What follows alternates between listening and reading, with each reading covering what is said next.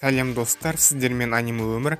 Видео басталмай жатып, менің YouTube арнама және менің Insta аккаунтыма тіркелуді ұмытпаңыздар. Себебі ол жерде көп оқырман жиналған кезде мен күнделікті түрде аниме влог жүргізуді бастаймын. Және де біздің ВК тобымызға тіркелуді ұмытпаңыздар. Себебі ол жерде қазақ тілінде анимелер бар. Ал енді бастайық.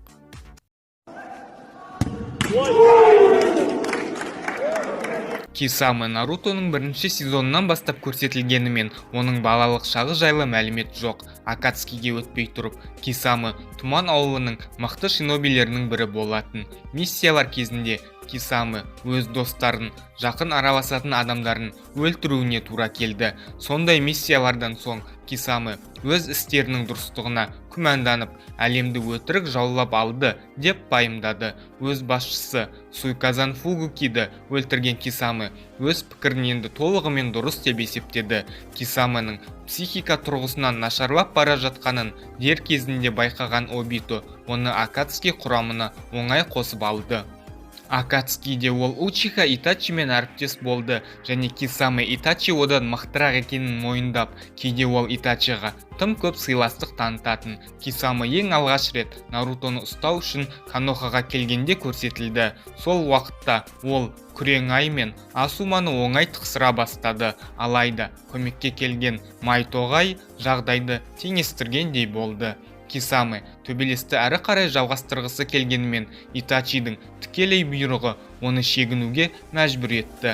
Артынан Итачи мен Кисаме Нарутоны ұстауға екінші рет келгенде олардың жолын Джирая бөгеп қалды. Ал Казыкаге Гаараны ұстау миссиясында Итачи мен Кисаме Канохалық отрядтардың жолын бөгеп қалумен айналысты. Сол шайқаста Кисаменің күшінің тек 30%-ын қолданған клонды жеңу үшін Майтоғайға 6 қақпа ашуға тура келді. Артынан Кисаме 4 құйрықтының Джинчурикиін ұстады және Итачи Саскемен төбелескенде Кисаме Суйгетсумен кішігірім шайқасқа түсті. Біраз уақыт өткен соң Кисаме Киллер бимен шайқасқа түсіп, оны ұстауға сәл-ақ қалған кезде оның қылышы Самехаде оны сатып кетеді. Алайда соның өзінде Киллер би және оған көмекке келген 4-ші Райкаге Кисамені 2 еселенген аркан соққысы арқылы өлтіре алмады. Себебі Кисаме жасырын түрде Самехаданың ішіне еніп, ал ағайындылар өлтірген адам ол жай ғана Акзетсудың клоны ғана еді. Самехаданың ішінде болған Кисаме альянс жайлы ақпарат жинаумен айналысты. Оның чакрасы Самехаданыкімен бірдей болған соң, оның жүрегінің қараңғылығын байқап қалған Наруто ғана анықтай алды. Әлсіреген Кисаме қашу барысында 3-ші рет Майтоғаймен шайқасқа түсті. Және сол шайқаста біз Кисаме Самехаданың күшін қолдана алмаса да, Майтоғай оны жеңу үшін 7 қақпа ашуына тура келді. Кисаме сонда да тірі қалады және Каноха Акацки жайлы артық ақпарат алып қоймауы үшін Кисаме өзін өзі өлтіріп жібереді.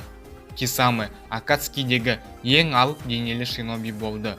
Сол үшін Кисаме қара күшке өте бай еді және оның жылдамдығы мен шайқасты талдау мен қарсы шабуыл ұйымдастыру дағдылары да жақсы дамыған болатын. Кисаме чакраны Самехаданың көмегінсіз де жұта алатын. Алайда Самехада арқылы ол су астында балық сияқты ұзақ уақыт жүзе алатын және балықтай епті бола алатын. Және ең бастысы, Самехаде Кисамеге регенерация қабілетін қолдануға мүмкіндік берді. Оған қоса, Нарутоның өз чакрасы Кисаменің чакрасының 30%-ын ғана құрайтын. Дегенмен, Кисамеде мықты ульта болмаған соң, ол Акацкидегі ең мықты шинобилер тізіміне қосыла алмайды. Дегенмен, сіз Кисаменің фанаты болсаңыз, бұл жайт сіздің көңіліңізге тимеуі керек. Себебі Кисаме ешкімнен сыйлық алмай, өз күшіне, өз еңбегімен жеткен нар тұлғалы, рухы биік, өлімнен еш қаймықпаған, соңына дейін шайқасатын шиноби. Ал осымен видеоны аяқтаймыз. Сіздермен бірге болған аниме өмір. Видеоны соңына дейін көрген адамдарға көп-көп рахмет. Сау болыңыздар. Жаңа видеоларда көріскенше.